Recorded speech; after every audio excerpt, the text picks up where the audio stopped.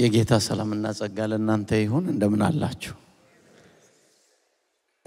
እግዚአብሔር ደግሞ ጠብቆን ሁላችንን ረድቶ ዛሬ በፊቱ እንድንሆን ስለረዳን አሁንም ለዚህ ጌታ ክብር እናምጣ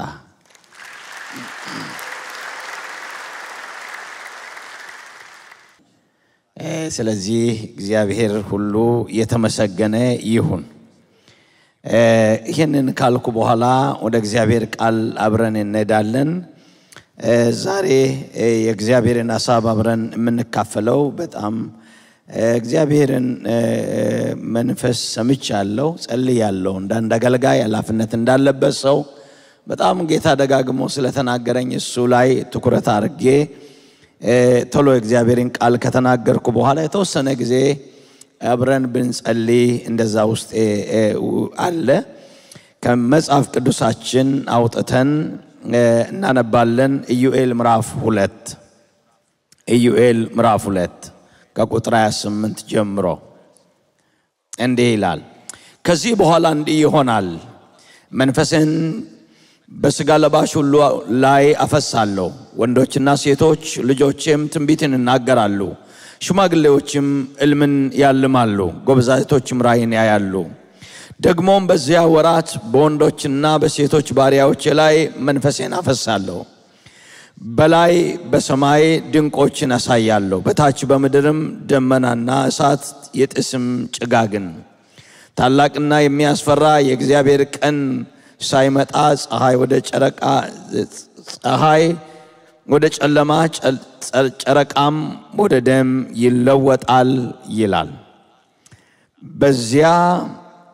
ከዚያ በኋላ እንዲህ ይሆናል መንፈሴን በስጋ ለባሽ ሁሉ ላይ አፈሳለሁ ወንዶችና ሴቶች ልጆቻችሁም ትንቢትን ይናገራሉ ሽማግሌዎችም ዕልምን ያያሉ ጎበዛዝቶችም ራእይን ያያሉ አምላካችን እግዚአብሔር ስም ለዘላለም የተባረከ ይሁን እንዳልኩኝ እግዚአብሔር መንፈስ በልቤ ያስቀመጠው የመንፈስ ቅዱስ ኃይል በአማኞች ሕይወት እሱ ላይ እንድናገር ውስጥ ደጋግሞ እግዚአብሔር ስላመጣ ይሄንን አብረን እንመለከታለን እንግዲህ ወገኖች ሆይ ከብሉይ ኪዳን ዘመን ጀምሮ ከፍጥረት መጀመሪያ ጀምሮ በአዲስም ኪዳን መንፈስ ቅዱስ በእግዚአብሔር ሥራ ውስጥ ትልቅ ድርሻ ያለው አምላክ ነው መንፈስ ቅዱስ የሥላሴ አካል ነው በፍጥረትም መጀመሪያ ጀምሮ በፍጥረትም በድህነትም ትልቅ ድርሻ የነበረው ሲሆን በተለይም ደግሞ በዚህ ትንቢታዊ ቃል ላይ ነብዩ ኢዩኤል እንደተናገረው በመጨረሻ ዘመን ስለሚሆነው ነገር ነው የተናገረው የመጨረሻ ዘመን መንፈስ ቅዱስ እግዚአብሔር በስጋ ለባሽ ሁሉ ላይ አፈሳለሁ ወንዶችና ሴቶች ልጆቻችሁም ትንቢትን ይናገራሉ ሽማግሌዎችም ዕልምን ያልማሉ ጎበዛዝቶችም ራእይን ያያሉ ተብሎ እንደተጻፈ በዚህ ቃል ላይ ይሄ እንግዲህ ሊሆን ያለው አሁን ያለነው የመጨረሻ ዘመን መጨረሻ ላይ ስለሆነን በዚህ ዘመን እግዚአብሔር ይሄንን ያደርጋል ማለት ነው ጌታችን ኢየሱስ ክርስቶስም በምድር በነበረበት ጊዜ ልክ እግዚአብሔር ለሰው ልጆች ከሰጠው ተስፋ ቃል አንዱ ኢየሱስ ክርስቶስ ወደ ምድር እንደሚመጣ ሰዎችን እንደሚያድን በተነገረው ቃል መሰረት ኢየሱስ ወደዚህ ምድር ከመጣ በኋላ የሰጠው ተስፋ ቃል ስለ መንፈስ ቅዱስ ነው ያመለከተ ያሳየ ለደቀ መዛሙርቶች ያስተማረ ዛሬም እኛ የምናነበው ቃል ሉቃስ ምዕራፍ 24:49 ላይ እነሆ አባቴ የሰጠውን ተስፋ እኔ ደግሞ ልክላችኋለሁ እናንተ ግን ከላይ ኃይልን እስክትቀበሉ ድረስ በኢየሩሳሌም ቆዩ አላቸው ስለዚህ ደቀ መዛሙርቶቹን እኔ አባቴ የሰጠውን ተስፋ ቃል እሰጣችኋለሁ ከዛ እናንተ ግን ኃይልን እስክትቀበሉ በኢየሩሳሌም ቆዩ ሐዋርያት ሥራ ምዕራፍ 1 ቁጥር 4 ከነሱም ጋር አብሮ ሳለ ከኢየሩሳሌም እንዳይወጡ አዘዛቸው ነገር ግን ከኔ የሰማችሁትን አብ የሰጠውን የተስፋ ቃል ጠብቁ ዮሐንስ በውሃ ጥምቆ ነበርና ነገር ግን ከጥቂት ቀን በኋላ በመንፈስ ቅዱስ ትጠመቃላችሁ አለ ቁጥር 8 ነገር ግን መንፈስ ቅዱስ በእናንተ ላይ በወረደ ጊዜ ኃይልን ትቀበላላችሁ በኢየሩሳሌምም በይሁዳም ሁሉ በሰማርያ እስከ ምድር ዳርቻ ድረስ ምስክሮቼ ትሆናላችኋል። እንግዲህ የተነገረው ትንቢት እነሆ ፍጻሜ ኢየሱስ ክርስቶስ በምድር ላይ አገልግሎቱን ልክ እየጨረሰ ሳለ የሚያሳየው ወደ መንፈስ ቅዱስ ነበር። ከዚህ በኋላ መንፈስ ቅዱስ ይመጣል። መንፈስ ቅዱስ ደግሞ ኃይል እስክትቀበሉ ድረስ ከኢየሩሳሌም አትውጡ። መንፈስ ቅዱስ ደግሞ በእናንተ ላይ በወረደ ጊዜ ኃይልን ትቀበላላችሁ። ከዛ በኢየሩሳሌም በይሁዳ በሰማርያ እስከ ምድር ዳርቻ ድረስ ምስክሮቼ ትሆናላችሁ ብሎ ለደቀ መዛሙርቱ ይሄንን እንዳስተማራቸው መጽሐፍ ቅዱስ እውነት ይነግረናል። በተለይም እንደገና ዮሐንስ ወንጌል ላይ እኔ እንዲሄድ ይሻላችኋል፣ እኔ ካልሄድኩ አጽናኙ አይመጣም እያለ ዮሐንስ ወንጌል 16ን ስታነቡ 16 ቁጥር 13ን ስትመለከቱ እኔ ሄዳለሁ አጽናኙን እንደገና እልክላችኋለሁ ብሎ ወደ መንፈስ ቅዱስ እያሳየ ለመንፈስ ቅዱስ እያዘጋጃቸው ነበር ደቀ መዛሙርቶቹን ለሚመጣ ለመንፈስ ቅዱስ። መንፈስ ቅዱስ በሕይወታቸው እንዲሰራ በመንፈስ ቅዱስ ኃይል እግዚአብሔር የሰጣቸውን አደራ ኃላፊነት እንዲወጡ እያሳያቸው እንደነበር እንመለከታለን። እንግዲህ ወገኖች ሆይ በብሉይ ኪዳንና በአዲስ ኪዳን እግዚአብሔር የተጠቀመባቸው ታላላቅ ሥራ የሰሩ እግዚአብሔርን ክብር ያዩ የእግዚአብሔር መንፈስ የነበረባቸው ሰዎች ናቸው። መንፈስ ቅዱስ በላያቸው ላይ ነበር። በብሉይ ኪዳን እግዚአብሔር በተመረጡ ሰዎች ላይ መንፈስ ቅዱስን ያመጣ ነበር።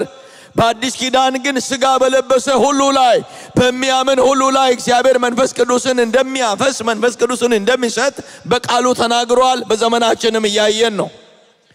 ስለዚህ መንፈስ ቅዱስ የማንችለውን ነገር የሚያስችለን መንፈስ ቅዱስ ከእግዚአብሔር ጋር የሚያገናኘን መንፈስ ቅዱስ ኃይል ብርታት የሚሆነንን ጸጋ የሚሰጠን ነው መንፈስ ቅዱስ አምላክ የሆነ መንፈስ ቅዱስ። ስለዚህ ነው ዘካርያስም ላይ ዘካርያስ 4:6 ላይ ለዘሩባቤል የተነገረው ቃል ይሄ ነው፣ በመንፈሴ እንጂ በኃይልና በብርታት አይደለም ማለት። በኃይላችን በብርታታችን ማድረግ የማንችለውን ነገር ማድረግ የምንችለው በእግዚአብሔር መንፈስ ኃይል። መንፈስ ቅዱስ ኃይልን ይሰጣል። ስለዚህ እኛም በዘመናችን እንደቀደሙ አባቶች መንፈስ ቅዱስ ኃይል እየተሞላን ሁሉ ጊዜ በመንፈስ ቅዱስ እየተነቃቃን ሁሉ ጊዜ በመንፈስ ቅዱስ እየተመራን እግዚአብሔር በሰጠን ዘመን በድል ለመኖርና እግዚአብሔርን ማገልገል ይጠበቅብናል። ስለዚህ በሕይወታችን በዘመናችን የሚረዳን መንፈስ ቅዱስ የሚያግዘን መንፈስ ቅዱስ ጸጋ የሚሰጠን መንፈስ ቅዱስ የሚመራን መንፈስ ቅዱስ የተሰጠበት ዘመን ላይ ስላለን በዚህ ዘመን እንግዲህ መንፈስ ቅዱስ በሕይወታችን እንዲሰራ እኛ ክርስቲያኖች በመንፈስ ቅዱስ አገልግሎት ወይ ደግሞ ስጦታዎች ላይ በማተኮር እግዚአብሔርን መፈለግና ልባችንን ለእግዚአብሔር መክፈት ያስፈልገናል። ባለፉት በሕይወታቸው ባሳለፉት ዘመን እግዚአብሔር ሊያደርግ ያለው ነገር እግዚአብሔር ሊሰራ ያለው ነገር ማድረግ እንደማይችሉ እንኳን ቢገባቸው በእግዚአብሔር ኃይልና በእግዚአብሔር ብርታት ታላላቅ ሥራ የሰሩ እግዚአብሔር ሰዎች አሉ። ካሌብ የተባለ ሰው በዘመኑ ላይ ቆሞ 85 ዓመት ዕድሜ ሆኖ ሙሴ እንደላከኝ እንደነበርኩ ዛሬም ጉልበታም ነኝ ለመውጣት ለመግባት ጉልበት አለኝ ይላል። እዳይ ስትመለከቱ ኢያሱ ምዕራፍ 14 ላይ ተስፋ ቃሉን ከወረሰ በኋላ ቁጥር 9 ላይ እንደዚህ ይላል፣ ሙሴ በዚያን ቀን አምላክ እግዚአብሔር ፈጽመ ተከትለሃልና እግሬ የረገጠውን ምድር ላንተና ለልጆች ለዘላለም እሰጣለሁ ርስትም ይሆናል ብሎ ማለ። አሁንም እነሆ እግዚአብሔር ለሙሴ ይህንን ቃል ከተናገረ በኋላ እስራኤል በምድረ በዳ ሲዞሩ እርሱ እንደተናገረኝ እግዚአብሔር እነዚህን 45 ዓመት በሕይወት አኖረኝ። አሁን እነሆ ለኔ ዛሬ 85 ዓመት ሆነኝ። ሙሴ በላከኝ ጊዜ እንደነበርኩ ዛሬም ጉልበታም ነኝ፣ ጉልበቴም በዛን ጊዜ እንደነበረ ነው። እንዲሁም ዛሬ ለመዋጋት ለመውጣት ለመግባት ጉልበቴ ያው ነው አለ። ካሌብ እግዚአብሔር ከግብጽ ምድር ከጠራው በኋላ ከሕዝቡ ጋር 45 ዓመት በምድረ በዳ ተመላለስን ነው የሚለው። በዛን ጊዜ ዘኍልቍ ምዕራፍ 14 ቁጥር 24 ላይ ምዕራፍ 14 ቁጥር 23 ላይ ተስፋይቱ ምድር ሄዶ ሰልሎ ከመጡ በኋላ ሌሎች ሲፈሩ ሌሎች የጥርጣሬ ቃል ሲናገሩ ካሌብ ግን እግዚአብሔርን አምነው ተስፋይቱ ምድር መውረስ እንችላለን ብሎ ሲል እግዚአብሔር ቁጥር 24 ላይ ዘኍልቍ 14 24 ላይ ስለሱ ሲመሰክር ባሪያዬ ካሌብ ላይ ሌላ መንፈስ አለ አለ። ምክንያቱም ሰው ሲፈራ የሚደፍር ሰው ስክድ የሚያምን ሌላ መንፈስ በሱ ላይ አለ አለ። መውረስ እንችላለን ይል ነበር። ከዛ በኋላ ነው እንግዲህ ተስፋይቱን ምድር ወርሶ ከተቀመጠ በኋላ እንደዚህ አለ፣ እኔ ዛሬም ለመውጣት ለመግባት ለመዋጋት ሙሴ እንደላከኝ ዘመን ጉልበቴ ያው ነው አለ። እንግዲህ ወገኖች ሆይ ሰው በስጋው ይደክማል። ሰው የሰው አካል እየደከመ ይሄዳል፣ የታወቀ ነው።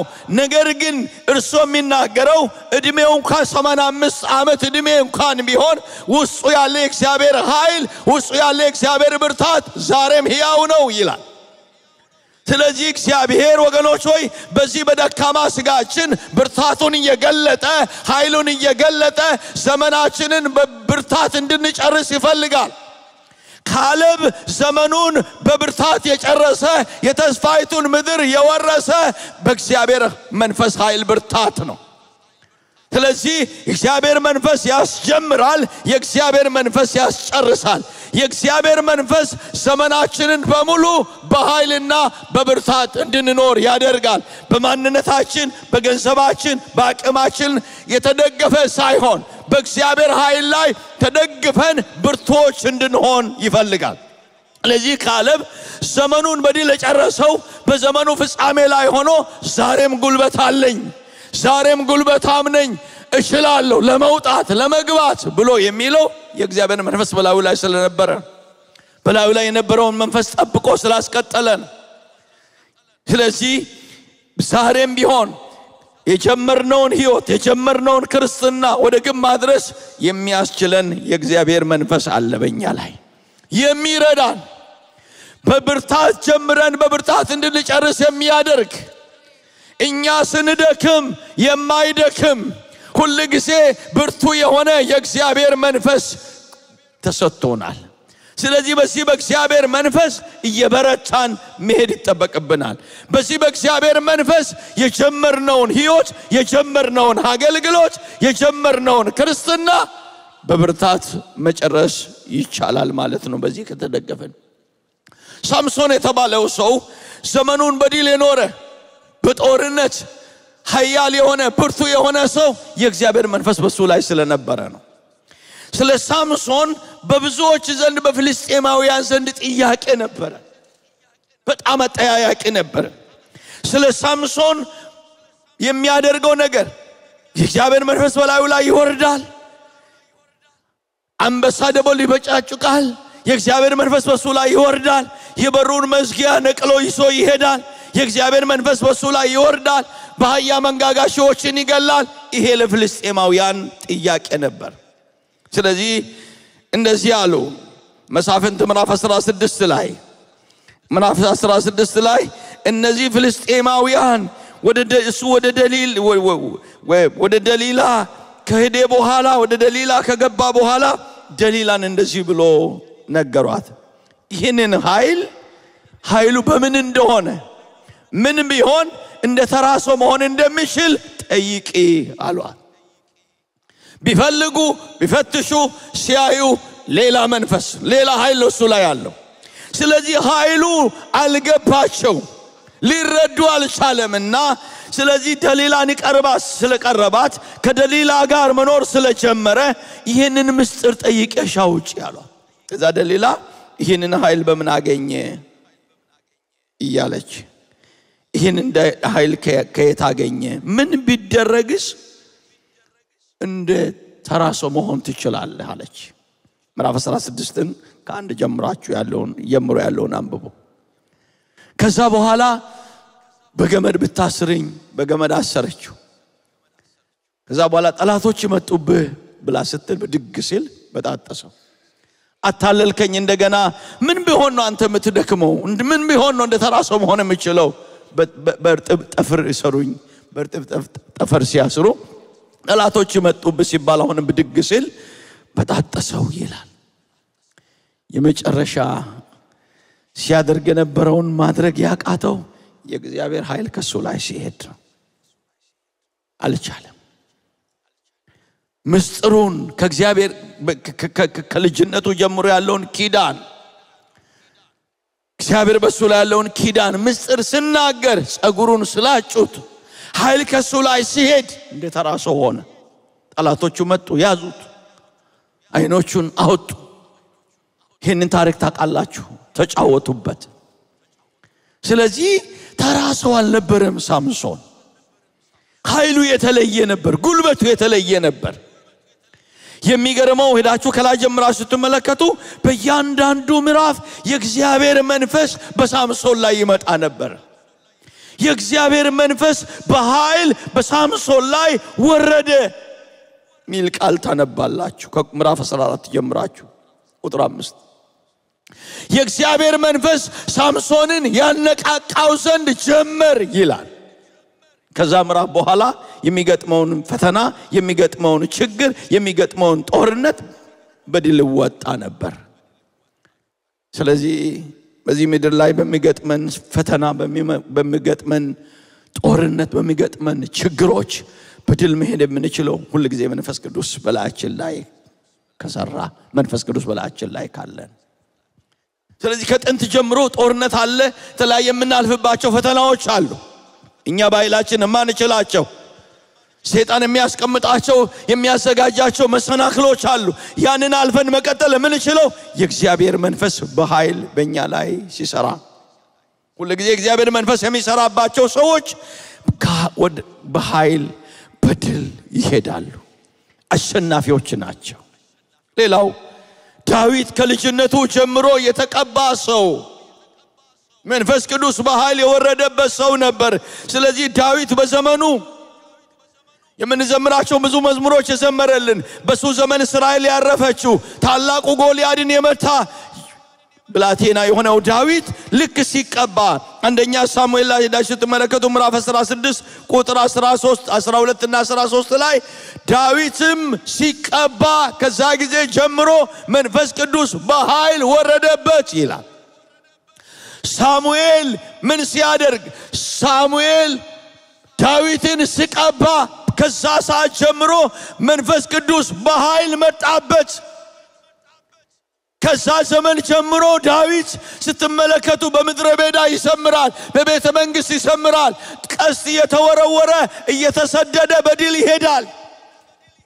ስለዚህ ነው መጽሐፍ ቅዱስ ሁለተኛ ሳሙኤል ምዕራፍ 3 ላይ ቁጥር 1 ላይ ለብዙ ዘመን በሳኦል ቤትና በዳዊት ቤት መካከል ጦርነት ነበረ፣ የሳኦል ቤት እየደከመ የዳዊት ቤት ግን እየበረታ መሄድ ሆነ ይላል። ስለዚህ ወገኖች ሆይ ዳዊት በሕይወቱ የሆነው ነገር፣ እግዚአብሔር ያደረገው ነገር፣ በሕይወቱ ያለው እግዚአብሔር ባለጠግነት የተገለጠው ክብሩ፣ ሞገሱ መንፈስ ቅዱስ ነበር። ስለዚህ በደልን እንኳን በሰራ ጊዜ መዝሙር 51 ላይ እባክህን አለው ቅዱሱን መንፈስን ከኔ አትውሰድብኝ አለው። ገንዘቤን አትውሰድ አላለም፣ ስልጣኔን አትውሰድ አላለም። ቅዱሱን መንፈስን አትውሰድብኝ፣ ምክንያቱም ከትቢያ ያነሳኝ፣ ሰው ያደረገኝ፣ ሞገስ የሆነኝ፣ ያስመለጠኝ፣ የጋረደኝ፣ ያስተማረኝ፣ ጥበብን የሰጠኝ፣ መገለጥን የሰጠኝ መንፈስ ቅዱስ ነውና እባክህን እግዚአብሔር ሆይ ቅዱሱን መንፈስን ከኔ አትውሰድ አለው። ስለዚህ ታላላቅ ስራ በሕይወቱ ሰርቶ አለፈ። ጎልያድን የሚመስለውን የመታ ዳዊት የእግዚአብሔር ቅባት በላዩ ላይ የነበረው ሰው። ስለዚህ እኛም በዘመናችን እነዚህ የሚገጥሙንን ነገሮች እግዚአብሔር የሚሰጠንን አገልግሎቶች በድል ለመወጣት እግዚአብሔር ሐሳብ ለማገልገል መንፈስ ቅዱስ ያስፈልጋል። በአዲስ ኪዳን ሐዋርያት ሥራ ምዕራፍ 13 ቁጥር 36 ላይ እንደዚህ ይላል፣ ዳዊትም በራሱ ዘመን እግዚአብሔር ሐሳብ ካገለገለ በኋላ አንቀላፋ ይላል። ሐዋርያት ሥራ ምዕራፍ 13 ቁጥር 36 ይሄ ዳዊት እንግዲህ በዘመኑ ሁሉ የእግዚአብሔርን ፈቃድ አገልግሎ እንዲያልፍ የረዳው መንፈስ ቅዱስ ነው። እስቲ ክብርና አምጣ ለጌታ መንፈስ ቅዱስ።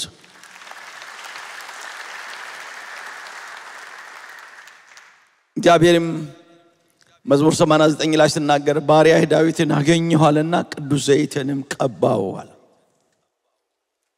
እግዚአብሔር ይቀባል። አሜን። እግዚአብሔር በኃይል ያስታጥቃል። እግዚአብሔር በኃይል ይሞላል። ክብር ለገናና ስሙ ይሁን።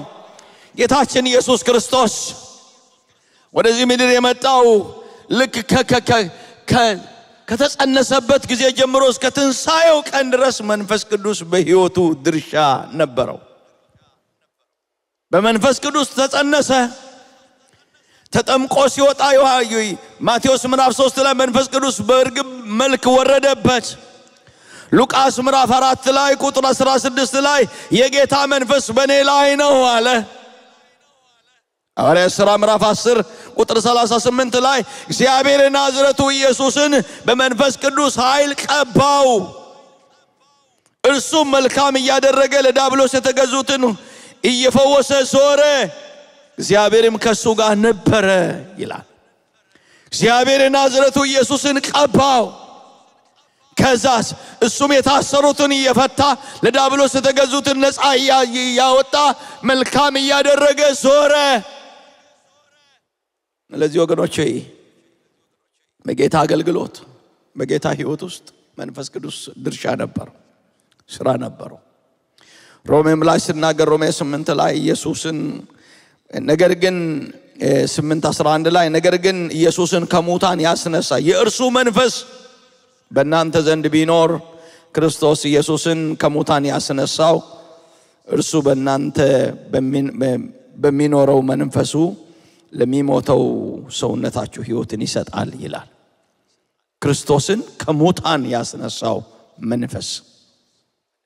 ስለዚህ ጌታ ኢየሱስ ክርስቶስ በመንፈስ ቅዱስ ጀምሮ በመንፈስ ቅዱስ ጨረሰ። በመንፈስ ቅዱስ ተጸነሰ፣ በመንፈስ ቅዱስ አገለገለ፣ በመንፈስ ቅዱስ ከሙታን ተነሳ። ስለዚህ መንፈስ ቅዱስ ትልቅ ድርሻ ነበረው በክርስቶስ ኢየሱስ አገልግሎት። እነዚህን ሁሉ እንግዲህ የማነሳው ምን ያህል መንፈስ ቅዱስ በሰው ሕይወት ውስጥ አስፈላጊ እንደሆነ እንድናይ ነው። አምላክ የሆነ ነገስታቶች ነቢያቶች መንፈስ ቅዱስ በእነሱ ላይ ሆኖ መንፈስ ቅዱስ ከተጠቀመባቸው እኛ እንግዲህ በዚህ በአዲስ ኪዳን ዘመን ያለን ሰዎች ምን ያህል መንፈስ ቅዱስ እንደሚያስፈልገን መገመት አያዳግትም። ጌታ ኢየሱስ ክርስቶስ እንግዲህ አገልግሎቱን ከጨረሰ በኋላ የመጀመሪያው ቤተክርስቲያን አገልግሎቷን የጀመረችው በመንፈስ ቅዱስ ኃይል ነበር። ጌታ የተናገረው ተስፋ ቃል ሐዋርያት ሥራ ምዕራፍ 2 ላይ እነሆ ተሰብስቦ ሳሉ ድንገት እንደሚነጥቅ አውሎ ነፋስ በዙሪያቸው ድምጽ ተሰማ፣ መንፈስ ቅዱስም በእያንዳንዳቸው ላይ ተቀመጠባቸው፣ ወረደባቸው፣ ሞላባቸው ይላል። ስለዚህ ወገኖች ሆይ ሐዋርያቶች የተለወጡት ጸጋ የተቀበሉት ታላላቅ ታምራቶች በሕይወታቸው የተሰራ ከመንፈስ ቅዱስ ሙላት በኋላ ነው። ሕይወታቸው ተለወጠ። ታላላቅ ታምራቶች እግዚአብሔር በእጃቸው ላይ ያደረገ፣ ዘመናቸውን በድል ጨረሱ፣ የእግዚአብሔር መንግስት አስፋፉ፣ የእግዚአብሔርን ሐሳብ አገለገሉ። ምን ከሆነ መንፈስ ቅዱስ በላያቸው ላይ ከወረደ በኋላ። ስለዚህ ለመለወጥ እግዚአብሔርን ሐሳብ ለማገልገል ታላላቅ ታምራት ለማየት የመንፈስ ቅዱስ ሙላት በሰው ሕይወት ውስጥ ያስፈልጋል። መንፈስ ቅዱስ በሕይወታችን የጀመረውን ሥራ አልጨረሰም። ገና አሁንም በእኛ ሕይወት ይሰራል።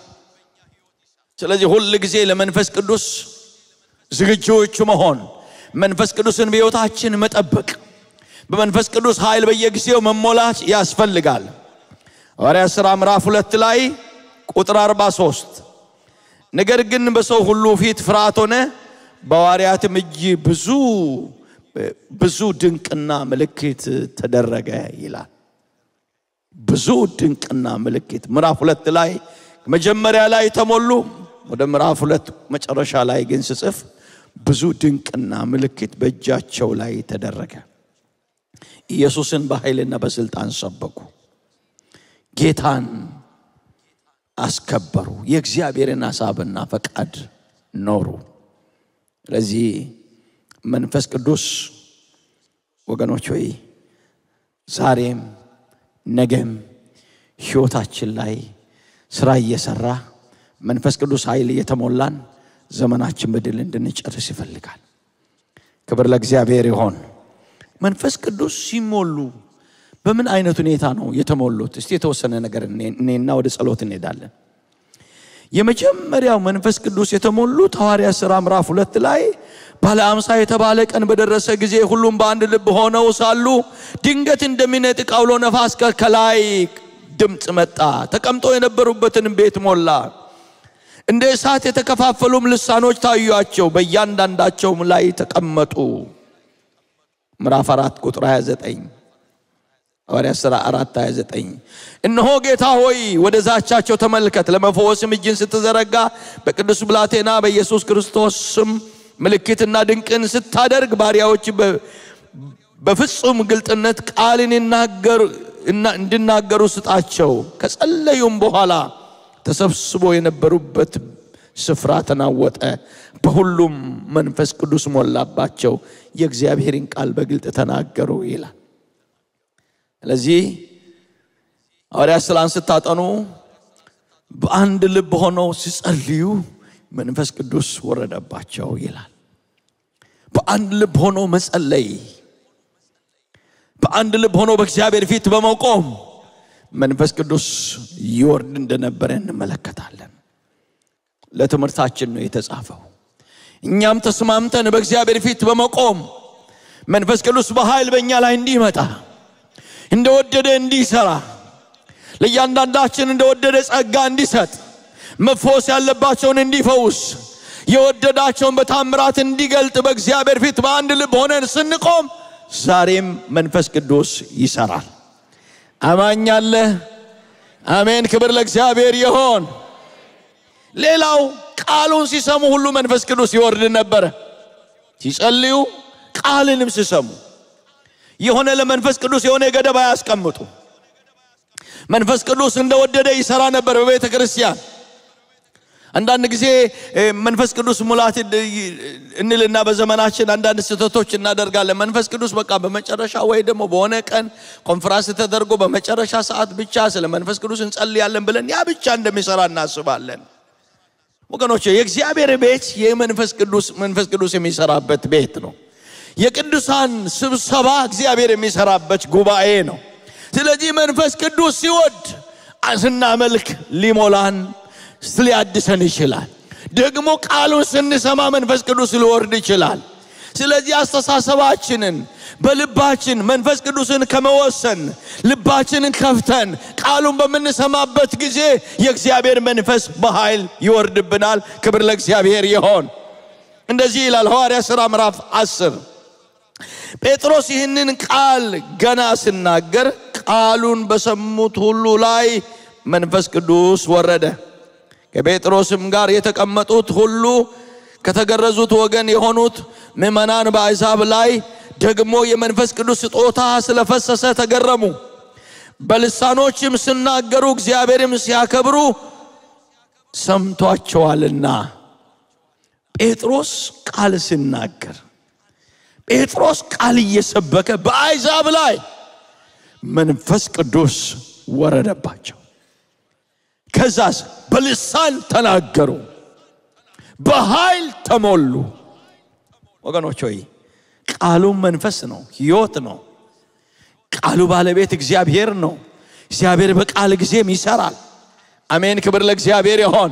በዝማሬ ጊዜም እግዚአብሔር ይሰራል። ስለዚህ ቅዱሳን ሁሉ ጊዜ በእግዚአብሔር ፊት ስንሆን እግዚአብሔር በወደደው መንገድ በወደደው ሰዓት ይቀባን፣ ይለውጠን፣ ያድሰን። ነገር ግን ለመታደስ ለመሞላት ለመቀባት ዝግጆች መሆን ይጠበቅብናል። ልባችን የተከፈተ መሆን አለበት። ሌላው የመጨረሻው መንፈስ ቅዱስን ሲሞሉ የነበረው በአገልጋዮች እጅ መጫን ነበር። በአገልጋዮች እጅ መጫን እንደዚህ ይላል ሐዋርያት ሥራ ምዕራፍ 8 ቁጥር 14 በኢየሩሳሌምም የነበሩት ሐዋርያቶች የሰማርያን ሰዎች የእግዚአብሔርን ቃል እንደተቀበሉ ሰምተው ጴጥሮስና ዮሐንስ ሰደዷቸው። እነርሱም በወረዱ ጊዜ መንፈስ ቅዱስን ይቀበሉ ዘንድ ጸለዩላቸው። በጌታ በኢየሱስ ክርስቶስም ተጠምቀው ነበር እንጂ ከእርሱም በአንዱ ላይ እንኳን ገና አልወረደም ነበርና በዛን ጊዜ እጃቸውን ጫኑባቸው፣ መንፈስ ቅዱስንም ተቀበሉ ይላል። የተለያየ ቦታ ታያላችሁ። እጃቸውን ጫኑ፣ መንፈስ ቅዱስን ተሞሉ ይላል በሌላ ቦታ። ስለዚህ ከአገልጋዮች እጅ መጫን ጋር መንፈስ ቅዱስን መቀበል አለ።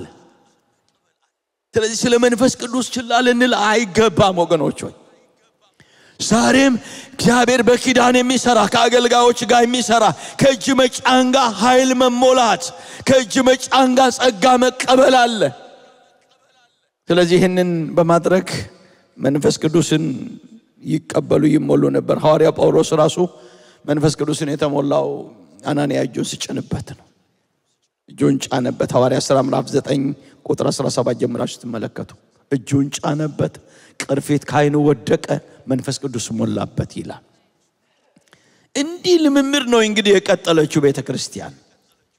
በእንደዚህ አይነት ህይወት ነው በመንፈስ ቅዱስ ህይወት ውስጥ የኖረችው። ስለዚህ መንፈስ ቅዱስን ለመቀበል ሲጸልዩ መንፈስ ቅዱስ ይወርድ ነበር። ቃሉን ሲሰሙ ይወርድ ነበር። አገልጋዮች እጅ ሲጭኑ መንፈስ ቅዱስን ይሞሉ ነበር። በዚህ ነው በህይወታቸው ያስቀጠሉት። ዛሬም ሐዋርያው ጳውሎስ ለኤፌሶን ሰዎች እንደተናገረው መንፈስ ይሙላባችሁ ብሎ ምዕራፍ 5 ቁጥር 18 ላይ እንደተናገረ እግዚአብሔር መንፈስን ቅዱስን እንድንሞላ ይፈልጋል። መሞላት ሁሉ ጊዜ ውስጣችን ባዶ መሆን አይችልም።